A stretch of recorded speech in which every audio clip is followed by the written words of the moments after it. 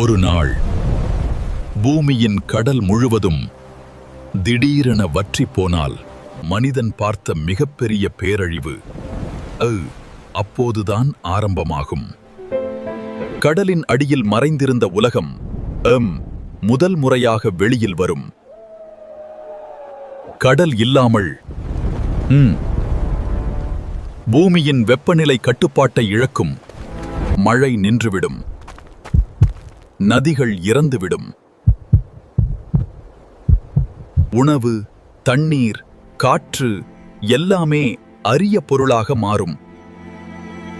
கடலின் அழுத்தம் இல்லாமல்